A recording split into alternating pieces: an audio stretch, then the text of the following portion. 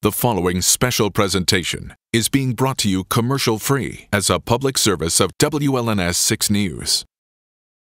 The problem has doubled in size in just a few short years. Opioid and heroin addiction doesn't discriminate. It affects people of all ages, tears families and communities apart. Tonight, 6 News is here for you at the Michigan Theater in Jackson for Community Crisis, a town hall meeting. Here's your host, Sherry Jones. Well, good evening, and thank you for joining us tonight here at the Michigan Theater in Jackson. For the next hour, we're going to be talking about an epidemic that is growing across our country, our state, and right here in mid-Michigan, and that is heroin and opiate addiction. According to the Michigan Department of Health and Human Services, since 2012, the number of drug overdose deaths statewide continues on an upward trend. Statistics show that opioid addiction does not discriminate. We know that it's touched every corner of our world, our state, urban, rural areas, rich and poor, and that the public's help is definitely needed to stop it. And that's why we here at WLNS TV6 are here for you. We're here for the families who are struggling with this crisis every day. And tonight, we've assembled this distinguished panel of experts and people who are living with this life-consuming and life-changing addiction every day. So before I introduce them, I want to ask everyone in the audience just for a moment of bravery. This is probably a difficult thing for you to do, but I would like you to raise your hand if your life has been affected by opioid abuse or heroin, if you know someone who's struggled or if you'd struggled yourself. It's really important that we all know the toll that this has taken on all of us, and that's why we're here. So with a show of hands, could you please let me know? Not everyone. All right, thank you. Thank you so much for your bravery. I really appreciate that. That's why we're here. And so with that in mind, I'd like to introduce you to our panel tonight. First, we have Congressman Tim Walberg, who represents 7 counties here in mid-Michigan, including Jackson, Eaton, and Hillsdale. He's also a member of the bipartisan task force to combat the heroin epidemic. Thank you for joining us. Next, Lieutenant Governor Brian Calley is joining us this evening. He is the former chair of the Michigan Prescription Drug and Opioid Abuse Task Force. Thank you very much, Lieutenant Governor. 55th District Court Judge Don Allen, who oversees the Michigan County Sobriety Court. We're going to be talking about that, and he is the former Michigan drug czar, Judge Allen. Next, we'd like to welcome Linda Vail, the Ingham County Health Officer who is part of the Ingham Opioid Work Group, and it deals with this on a daily basis. Jackson County Sheriff Steve Rand, who sees the problem as well in our communities right here in the Jackson County area. Thank you for joining us. Mike Hurst, he's the founder of Andy's Angels, named after his son who died of a heroin overdose. He has a very personal and powerful story. Mike, thank you for joining us. And Kalen Kofeld, a former heroin addict himself, but he is an education speaker for Andy's Angels. Thank you, Kalen, for joining us and for sharing your story. Can we give them a round of applause for joining us tonight? Thank you. I'd also like to thank those of you who have submitted your questions both online and through our Facebook and Twitter accounts. We have with us tonight Melissa Brennan. She is our social media reporter at TV6. She will be facilitating the questions that you have asked our guests, so thank you very much, Melissa. All right, so with that being said, let's get started. Well, as you can see by the show of hands, this battle against opioid addiction is real. We all know how easy it is to become addicted to painkillers. It's especially true when people are prescribed painkillers, after they've either had an accident or they've had surgery. And many people, from what we're learning, can get addicted after their first prescription. Their brain actually rewires itself to become physically dependent on this drug. And medical professionals are becoming more aware that the problem begins in their offices. And Linda Vail, I'd like to start with you. What do you think needs to change in our medical community with this problem? Well, there are a number of things that need to change in our medical community, and I would say also that fortunately our medical community is starting to take a lot of responsibility for what has happened in the last 20 years, which was the result of a number of colluding events in the 90s. So the whole idea of prescribing narcotics, one of the notions is that you need to know that narcotics are not appropriate for chronic pain, hardly ever. Cancer pain being the one exception to that. So it is an acute pain drug, usually to be prescribed in small amounts. So the medical community needs to be educated about that, educate their patients about that, and make sure that they understand that receiving a narcotic is a very serious thing, and they need to take it seriously and responsibly, dispose of them responsibly, and all of those sorts of things. They need to prescribe these medications carefully and appropriately. They need to do it in small amounts so that they get refills frequently. Those refills now have to be done via the offices. They no longer can be called in. Prescription drug monitoring systems need to be in place. We do have one in Michigan. I believe that we need to require our providers to actually use the system, and I think Lieutenant Governor Calley can speak to you more about that. But we are seeing a lot of changes. I think we need to see some more changes. We know that Michigan is one of the highest prescribing states. In 2012, 107 painkiller prescriptions for every 100 people in the state of Michigan. So our providers have a lot of work to do, but they have taken the challenge. Lieutenant Governor, let's talk about that program that you know very well. Well, if I could get back to the original question too, I think we need to make patients partners in the management of their own pain. I mean, there's a reasonable assumption somebody would make that if they're getting a prescription from their doctor, that it must be safe. And that's not always the case. And I wonder how much prevention we would have if the conversation was had that, so you have maybe an acute pain episode, but understand that if you take this type of prescription, it's very effective with pain, but even if you take it as prescribed, you may become addicted. It may destroy your life. It may literally take your life. Is your pain so bad that you need this particular type of prescription? And I think a lot of people will make different choices if they really understood the type of risks that are inherent, particularly for people that might have a predisposition for addiction. So there is a new prescription monitoring system that has gone into place in Michigan in the last couple months. But today we have a new system, a system that will, within the next year, we expect will be up and running in 41 different states, and they're connected together so that a physician can look up and see a more complete history of the patient they're dealing with. They don't have to practice medicine blind, that they actually would have the information that they need to make the best decisions. That doesn't mean that that the decision on when to prescribe is dictated. That's between a patient and the doctor. But before that prescription is made, the doctor should know what the full history of that patient is, so they can identify the addiction risks that might be out there, or identify an addiction that might already be in place but not really detectable yet.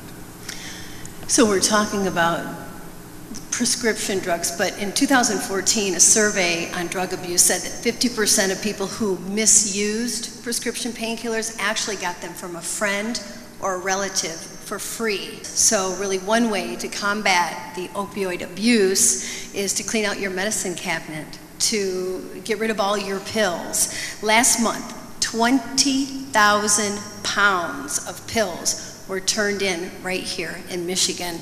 Mike Hurst speaks about this. He speaks to young people recently. He spoke, and an 8-year-old shared a very interesting message with you. Mike, tell us about that.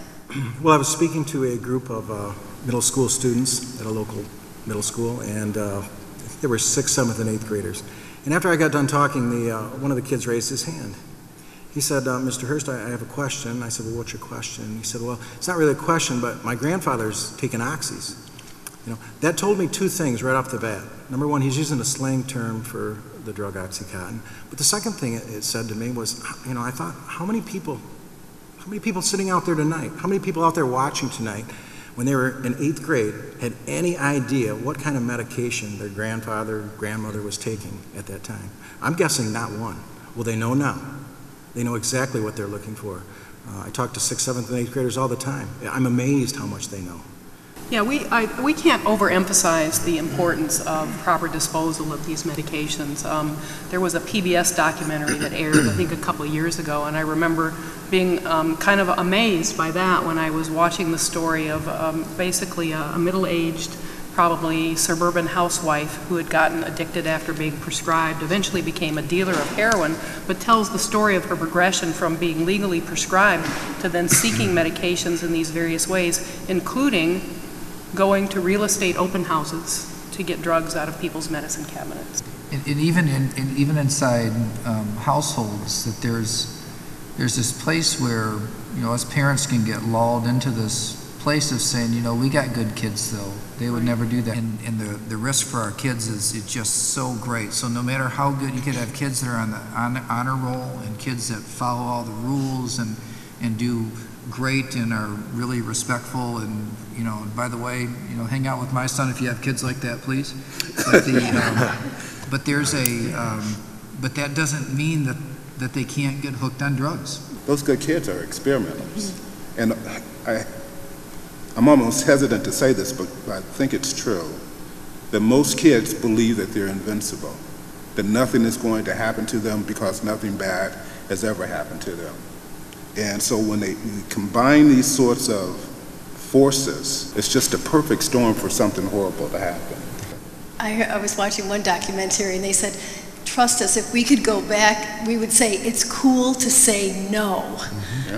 Because their whole lives have been turned upside down. You know, when you begin to use opioid, it really becomes a very vicious cycle, not only, as Judge Allen says, but your tolerance for it goes up as well. And you might not be able to maintain the source for your drug. So sometimes people have to turn to the streets for that because heroin is cheaper. You can get 4 heroin shots to 1 OxyContin.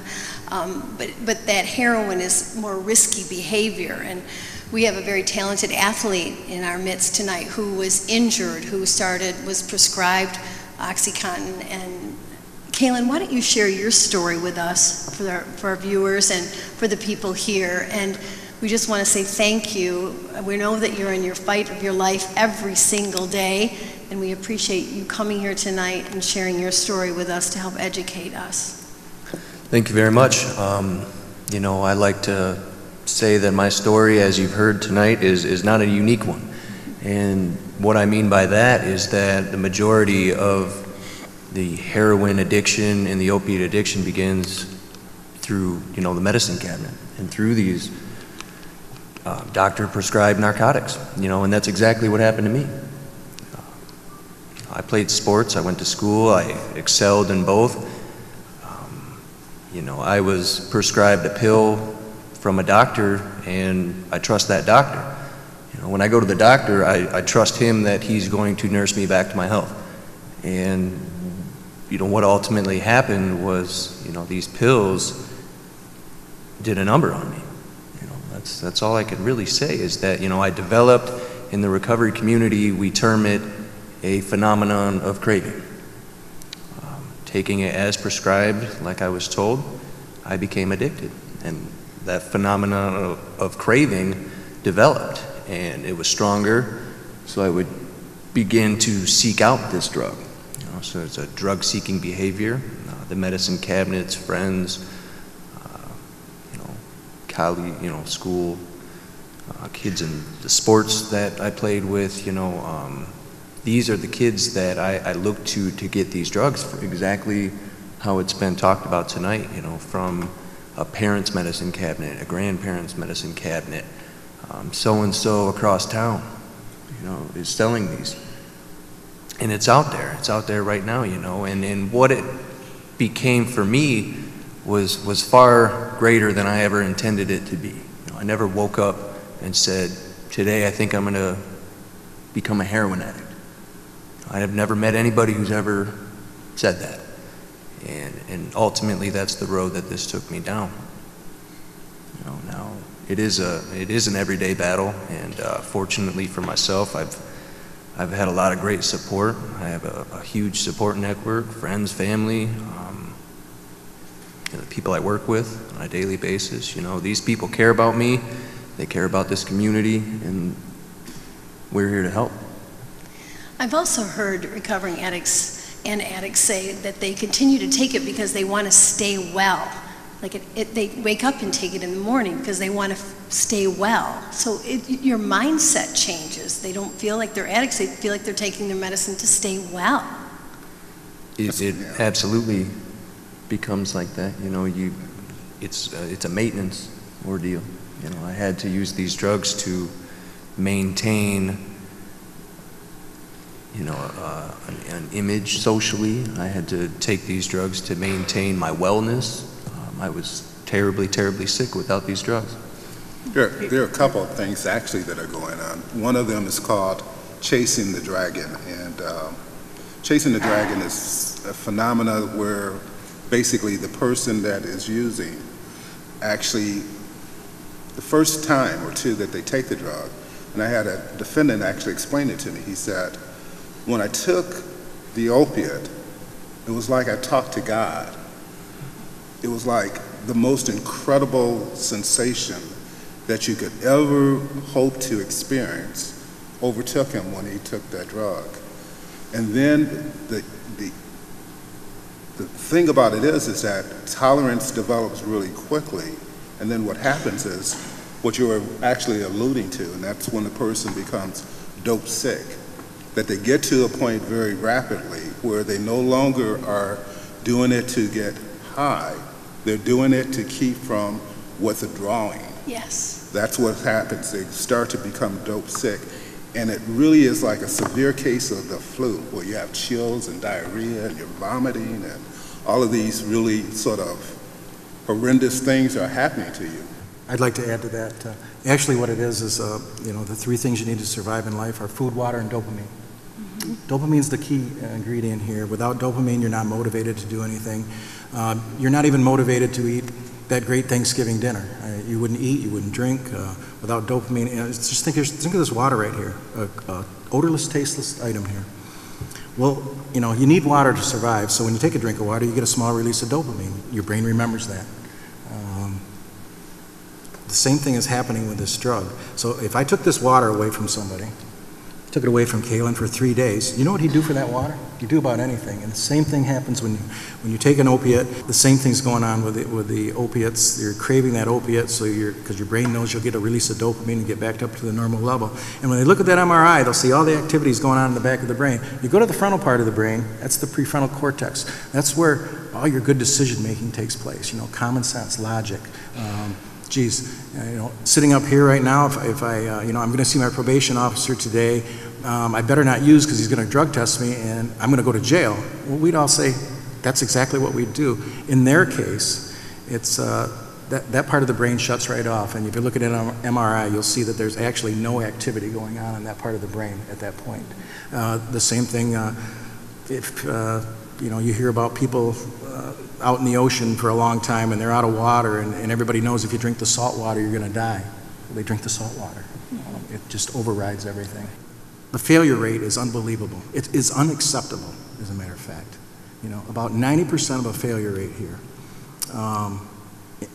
You know, there's a reason for that. It's not because these kids, everybody thinks, oh, they don't want to get better. They just want to, they can't do it. It's just a choice, and they're making a wrong choice. You really think that 9 out of 10 people out there that are suffering from this have lost everything they have, including their children? Do you think they're just out there having a good time? This is a serious, serious brain injury that takes place when you use this drug on a daily basis. And everybody needs to know and understand that. Sherry, I would jump in here because, frankly, in legislative action, we often jump very quickly to laws. Mm-hmm. We figure that we pass a law, we can fix society. It doesn't always work, and I think Mike brings out a point that really is relatively new to my thinking. It was so easy for a long time to simply treat people who were addicted as criminals. Mm-hmm. Criminal activity, it's illegal to do most of these things, and so it's easy to assume that and to take action by passing more laws, telling our sheriff, do your job better, find more people.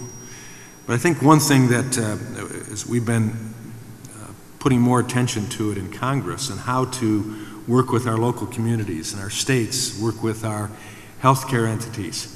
One of the things that comes true very clearly that while there is criminal activity connected with this, yet the majority of people, as I've talked with Mike as well, have come to realize that these people are victims. And society needs to understand that and needs to work with it in that context. While we're not condoning illegal activities that go on, and yet we've got to reach out to the individual. And so I know in Congress and our task forces, we're looking at more how we can assist. Number one, getting people aware of it.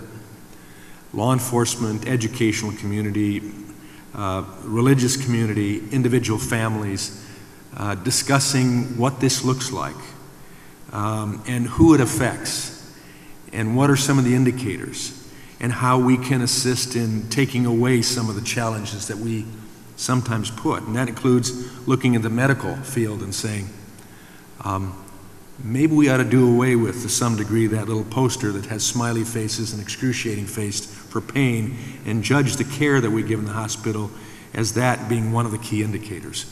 So that's been a learning experience, hearing about that, about dopamine, about the fact of the craving and the necessity for it. How do we help a person through that, know that they're going to probably relapse at least once, but stick with it until we achieve, and we get to tell stories about that. Thank you, Congressman. And I want to focus on the law enforcement because I've heard it said, you know, we cannot arrest ourselves out of this problem. And I know Sheriff Rand, you and I have had numerous conversations about going hard after the drug dealers, making sure that they're going to prison, especially when selling the drug and it's laced with something like fentanyl or carfentanil and someone dies, that they're held responsible for that. But also as users, and they overdose and they're taken to the hospital and they go back out, they're revived, go back out, and they're arrested again. And so it's very interesting from a law enforcement perspective what you see on a daily basis and how you think we can help eradicate this problem. Well, and it's going to surprise a lot of people that I'm not a fan of, again, we can't arrest our way out of it.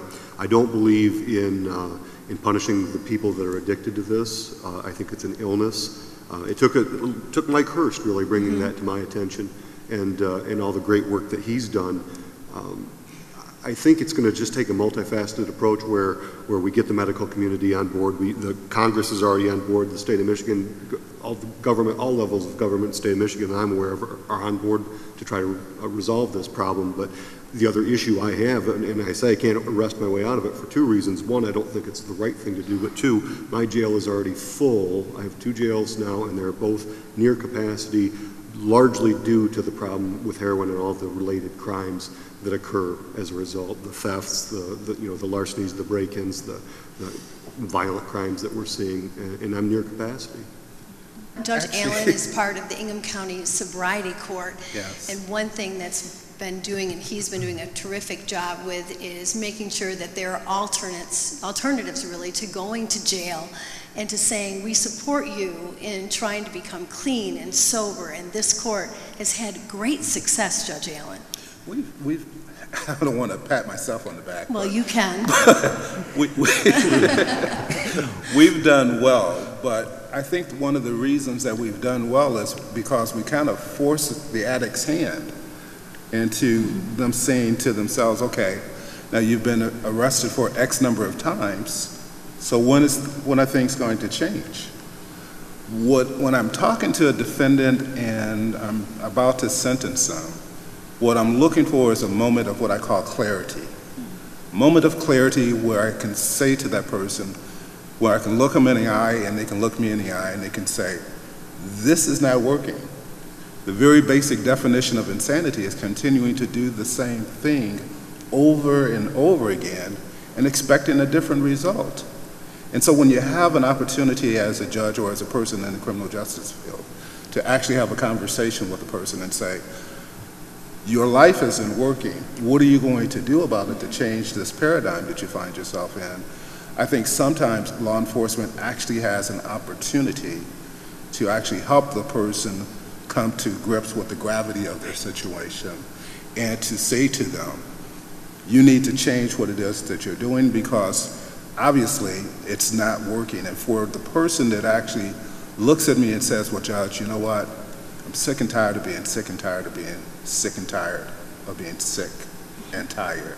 That's the person that's going to be successful in terms of going into treatment, because going into treatment and getting treated and having all of these things happen as a consequence of using behavior, it's a continuous revolving door unless that person is motivated to change. Because if they're not on board, if it's just a problem for their mother or for their wife or for somebody else, and they don't see it as a problem for themselves, they're just waiting for you to get out of their face so that they can go back to what it is they want to do.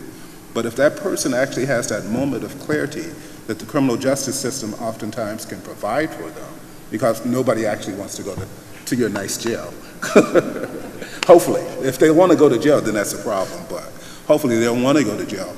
But that gives you an opportunity to say to the person, you can actually avoid jail by going into treatment and successfully completing treatment and engaging in aftercare and turning your life around and becoming a responsible member of the community, because we all have a stake in that person actually changing their lives around. And that's why we have to give credit to Kaylin, because that's a struggle. And like you said, there are the triggers, and people sometimes are clean and sober for months, maybe years, and then all of a sudden they use again.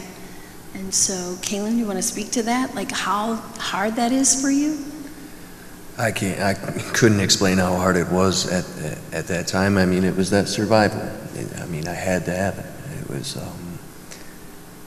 It was unbearable. I mean, it was as if that's the only thing I knew how to do successfully was use. And it took a number of treatments, and the first time I went through treatment, I didn't want to believe, didn't even think I had a problem. The second time, same thing. Third, fourth, fifth. I didn't want to hear what these people were telling me because I couldn't believe it myself. That craving, it comes and goes every day, Some days are worse, some days are relatively easy. It's one of them things that I'll probably battle until the day I die. But it can be broken. That cycle can be broken. People have done it before me, long before me, and they'll do it after me. I had to be responsible for me. I owned that, I had done some bad things, and that this addiction had taken me to some dark places that, I wasn't happy about. Nobody wants to break the law. I certainly didn't want to break the law. I own that I did, but I believe that I gained some strength once I did, take responsibility for that. And, I'm the only person that can take care of myself, I guess. Nobody ever held a gun to my head and said, shoot this heroin. Nobody's ever done that. And I just had to be accountable, to somebody else, to myself. And if I had to begin that way by listening to somebody else, then that was what I did. Thank you. And knowing that structure, being accountable, having your mom Cheryl in your corner, being supportive of you, those things are all extremely critical. Melissa Brennan, our digital reporter, is here. She has been taking questions from our viewers and from our online people for weeks now. And would you please share one of your questions with our panel tonight? Yes. So Msleo Hall asked on Facebook, what about those of us who aren't addicted but have chronic pain and need strong pain meds but are denied because they are being abused by others? Linda Vale, you want to take it? Well, I would go back to this whole notion. There's a few different things. As Lieutenant Governor Kelly spoke, we need to be in partnership with our providers about pain and our expectations around that, and whether or not the absolute absence of pain is worth the risks of the things that are involved with use of opiates. In addition to that, I think we have this expectation as kind of American people to be free of pain. And our doctors in I believe the 90s had some quality scores that were imposed on them that said if patients needed to not report pain, we added pain as the 5th vital sign, which created a lot of pressure for them to be prescribing these. And then I think we got these misimpressions that they were appropriate for a lot of different kinds of pain and chronic pain. The fact is, as I said earlier, Though some people are on them and believe that they're good for them, it is very, very rare that any kind of opiate is ever appropriate for long-term chronic pain. You develop a tolerance to it, to where it's not even effective at the pain anymore. You're getting high, you're getting addicted, you're getting all kinds of other things, cravings and those sorts of things, but it no longer is very effective at regulating the pain gate mechanism that is actually what's taking care of pain. So opiates are really appropriate for short-term acute pain in very prescribed, regulated doses, and there are other medications that are really more appropriate to transition to for long-term chronic pain. I'm not sure if you guys know this, but the United States of America represents about 5% of the world's population, but we consume approximately 95% of the prescription opiates. 5% of the world population, 95% of the world's consumption of opiates are in the United States. So when you kind of wrap your head around that, it just sounds like we're just swimming in a sea of opiates. Now, I don't know who this lady is, and I don't know what the specifics are of her situation. So I don't want to appear to be trying to say something negative about her. But certainly in this environment, what Ms. Vale is saying is true, that we're trying to be much more circumspect, much more careful about just sort of, prescribing these opiates again. I was recently at the Rise Recovery Center in Lansing, and I was able to ask the question to a room of people on their journey to recovery. And I asked them, how many of you have lost someone to heroin? Everyone in that room raised their hand but one person. That was shocking to me. I thought maybe 10 people would raise their hand, but every single person did. How many of you, if I could ask you again, how many of you know someone who has died because of an opioid overdose or a heroin overdose? See, that is just so telling. That is so telling, and thank you for that. Thank you for sharing that. That is why we are here. We want to answer some of these questions so that people don't raise their hand when we ask that question. Each one of us needs to do our part, of course. Mike Hurst, I know you feel that devastation. You live that devastation. You're a parent. You lost your son, Andy. I know that you're very passionate about sharing your story. And for those of you that don't know, Mike, would you just in a nutshell tell us about Andy? He was a special kid, and it was the way he died was so hard. And we extend our sympathies to you, even to this very day. I appreciate that, Sherry, and he was a great kid. Had a terrific childhood. I have a terrific family, by the way, terrific wife, 4 terrific daughters. We're typical middle-class America in our house. And, I remember when he was about 14, he said, he talked to me about a Super Bowl was on, and I like to tell this story because I think it's important. And he says, Dad, he said, such and such isn't going to be in the game today. I said, you're kidding, why not? He said, did drugs. He tested positive for drugs. And he said to me, Dad, why do people do drugs? And I didn't have a good answer for him. I said, I don't know. I guess they don't like who they are or what they are, and they're looking for something else in life. He said, well, Dad, I want you to know one thing. I'm never going to do drugs. So how does a 14-year-old kid in that frame of mind die within 10 years of a heroin overdose? And, it's just a tragic story that to watch his demise from age probably 19 to when he died at 24.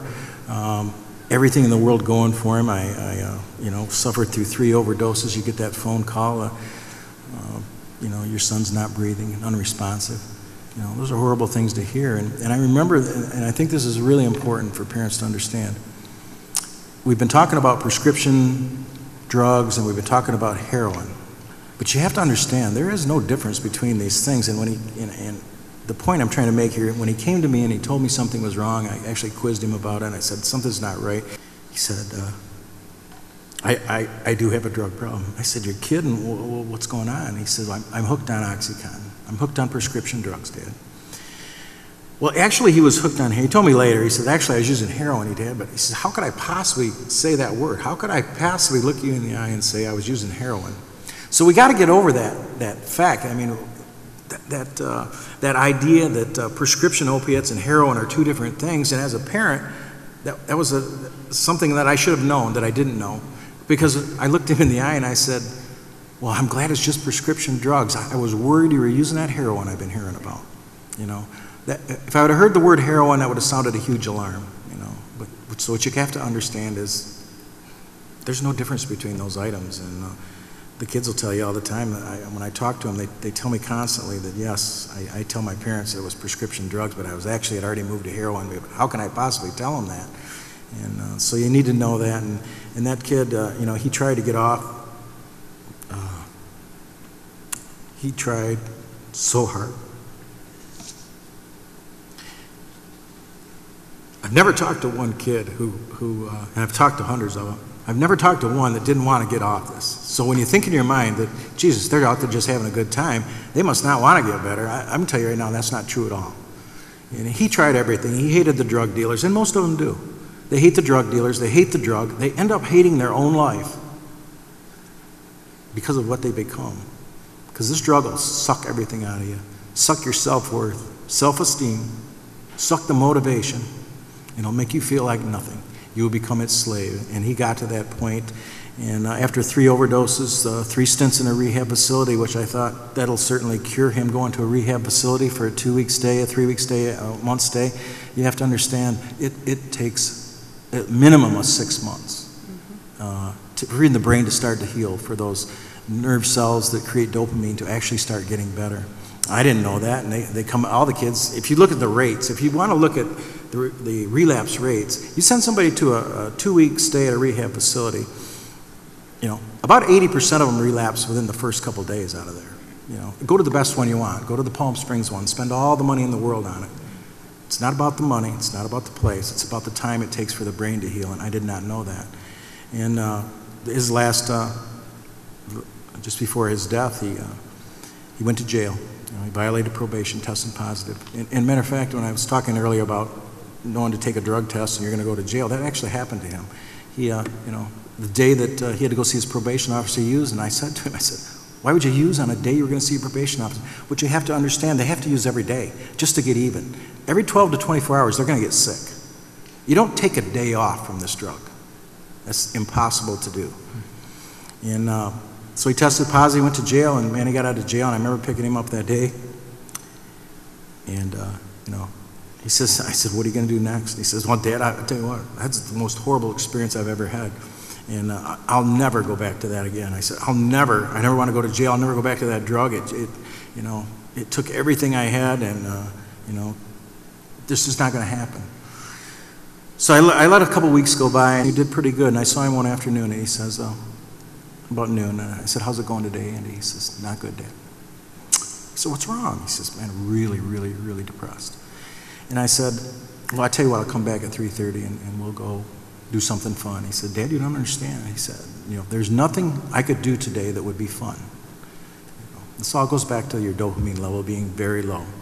And also what happened was, the day before, I found out later, listening to his phone messages, a drug dealer had contacted him and you know, kept telling him, keep pulling that trigger. I got the good stuff. I heard you're out. I heard, you know. And that's why he was so depressed. And the last thing that kid had left in the world was a PlayStation he got for Christmas. And he had $10,000 in the bank. He had his own sports car. He had everything that he had bought with his own money. And he got this PlayStation for Christmas, still in the box. Only thing he had. He took it to work that day.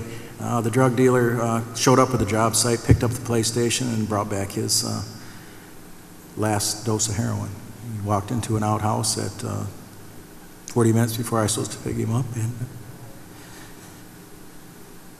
he died right there on the spot. And as you can see, that was 7 years ago. That still affects me, you know. When they say, Jesus, this is a victimless crime, you know. This is a victimless crime. I don't even know why you spend this time. These people want to go do it. You think they aren't victims? You think me and my wife aren't a victim? You know, go to somebody's house on Christmas Eve whose parents are addicts and look at those little kids that don't have any presents. You want to tell me they're not victims? I don't think you could do that. So anyway, you know, I had to sit and watch the paramedics try to revive him for 30 minutes. Most horrible thing you've ever have to see as a parent. And so, yeah, I've dedicated my life. I don't want to see any other parent have that happen to them. And, you know, somebody said to me the other day, geez, Mike, do you really think you're making a difference here? 52 deaths in Jackson County. 19 traffic fatalities and 52 deaths. Do you really think you're making a difference? I said, yeah, I think I'm making a difference. Because that number might have been 62, that number might have been 72, that number could have been 82. So yes, I know we're all making a difference. It's a team game. Our government officials have been fantastic, from the national level to the state level. Lieutenant Governor Calley has been all over this problem, and you know, I think the general public needs to dive into this. You know, I tell you what, I'm the type of guy. You know, I don't want the government to carry my water. I want to carry my own water. I just want them to drill the well for me, and they're drilling that well.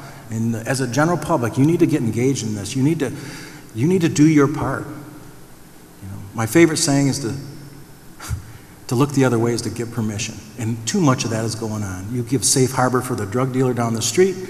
You look away. I don't want to say anything about it. It's none of my business. You just gave that guy permission to deal drugs on your street and possibly kill your child. Mm-hmm.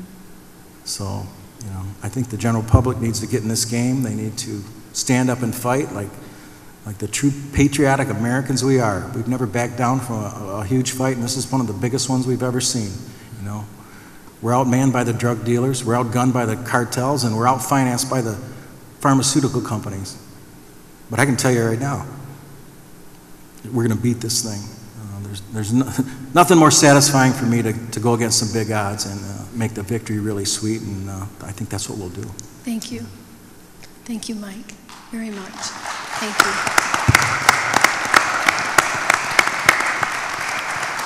Thank you, Mike.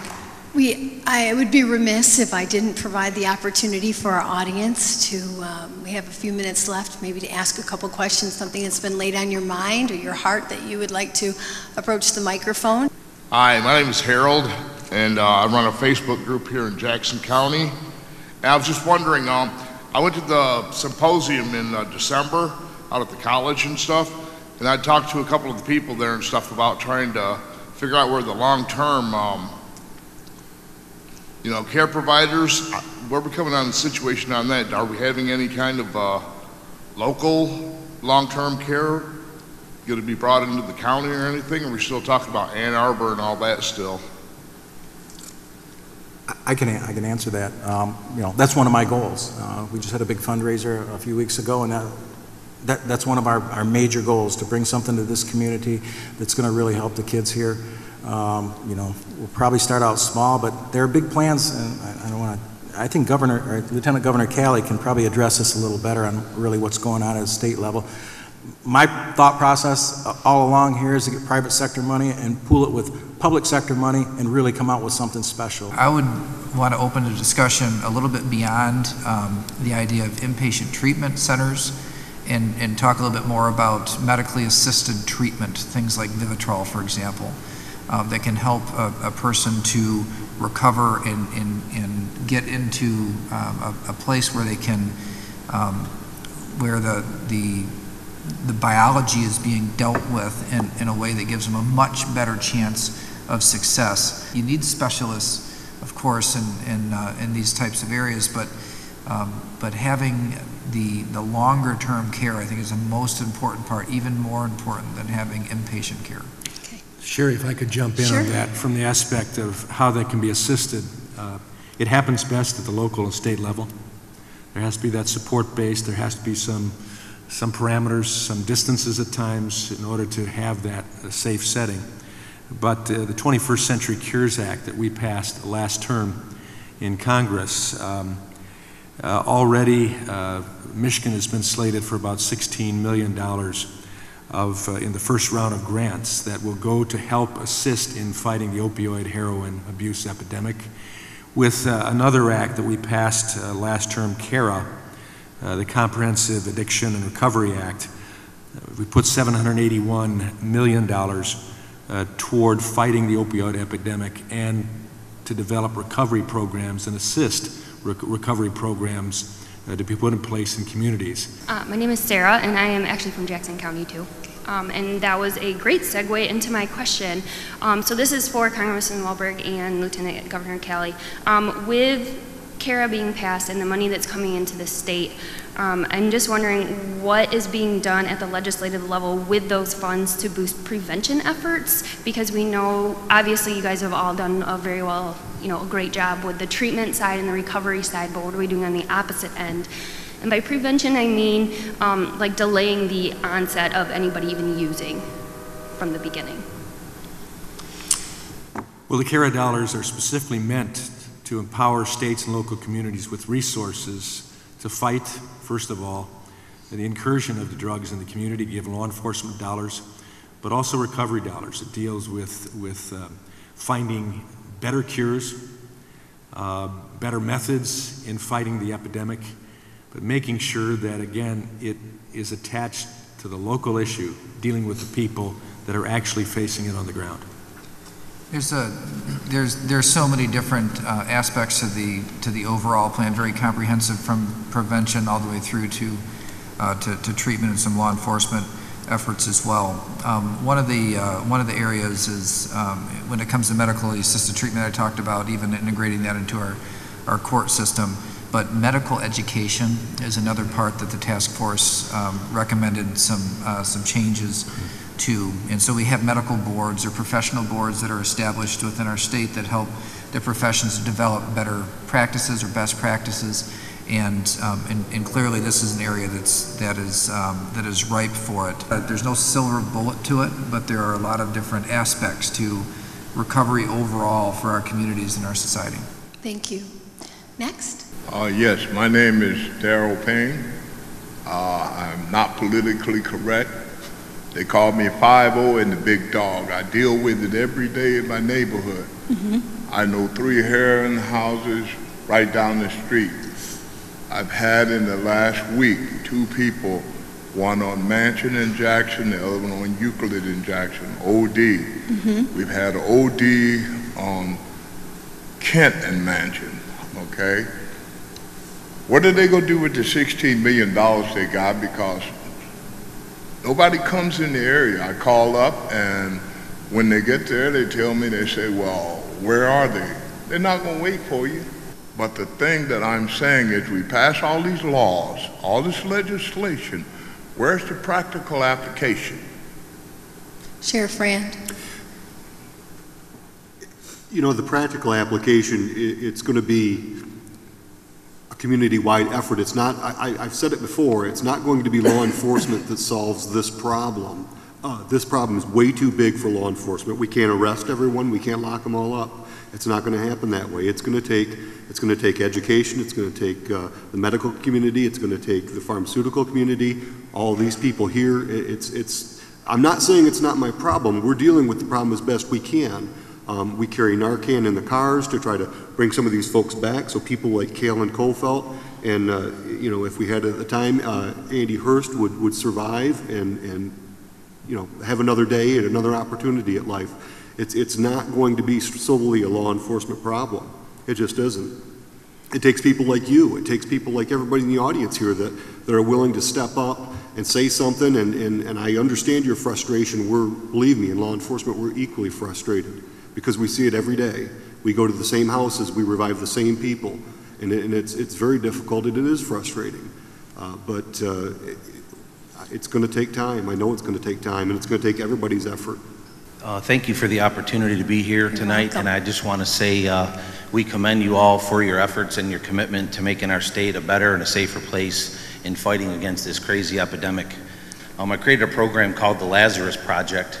My name is Jeff Lazarus, and I think that the program that I'm looking to initiate is a grassroots effort to try to get in front of these kids before they get exposed to drugs. And I think that the key to drug prevention is drug education. And because I've been there and seen a lot of these things as a kid growing up in the inner city, I know that these kids are influenced by their surroundings and become a product of their environment. Given that, I wanted to ask Lieutenant Governor Calley some of the funding that is allocated to our state at a government level for drug prevention, the Narcan that a lot of the officers are carrying, are all great things and advocate against this crazy epidemic. but could you tell me a little bit about some of the resources that might be available to the younger kids? I don't think there's gonna be an effective statewide intervention in that way. It's really gonna have to be community-based, because these are really the types of conversations that parents need to have with their kids, that schools need to be equipped to identify and have within their schools. So I look at the state more as a supportive actor in this particular case, because that, maybe they're too young to understand. And the problem is, though, is they're getting the information out there from somebody else, and so we have to take charge in our own households, in our own communities, to make sure that they're getting the right information, the good information about the risks and the things to stay away from, and what the consequences are of even experimenting in the first place. So I think the point's well taken, but ultimately the most effective things that we see tend to be community-driven approaches, where the state and federal resources tend to be supportive partners, but not the drivers of it. Hello, my name is Susan. I'm from Williamston, and I'd like to thank WLNS and the entire panel for spending the time and all the things that you're doing. Everything I've heard tonight, all the steps that you're taking, education, awareness, prevention, I'm behind that 100%, but I'd also like to circle back to one of the first questions that was asked that's tied with the chronic pain patient. And some of this is maybe give this group maybe some different things to think about in regards to the chronic pain patient.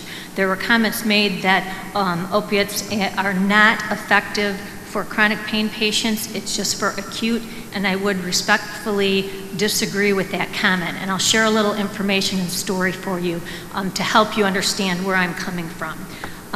There is a huge group of people that have been injured on the job. Firemen, police officers, construction workers, sometimes just, accident victims from car accidents. And these people have gone through the surgeries, the rehab, the physical therapy. They've done everything that they're supposed to, and they're at the point of that the last resort is opiates, and they're on opiate therapy. That's the only thing that works for them. And when I say it works for them, it's not to be pain-free, okay? It's to have some semblance of a life. It allows them to keep their jobs, to take care of their homes, take care of their families, be active in their children's lives. And they're using the medication responsibly, they're taking it as prescribed, they're safeguarding it from their kids and their kids' friends, so they're doing all the things that they're supposed to do, but based on all the focus of this crisis and the addictions, there's been guidelines that have come out from the CDC that minimize that, and what's happening is these people have had their medications either totally eliminated or reduced such that now all those things I talked about from a quality of life, they're no longer in existence. They're losing their jobs, they're losing their homes.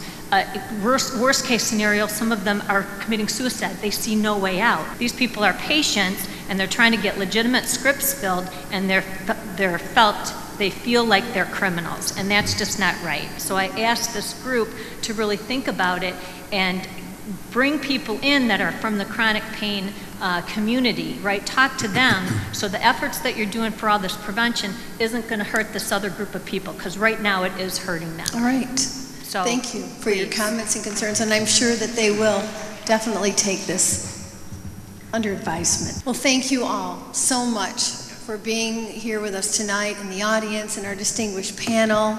I really believe it's been an amazing discussion. We know that when someone becomes addicted to opioids, that the spiral down just happens so quickly.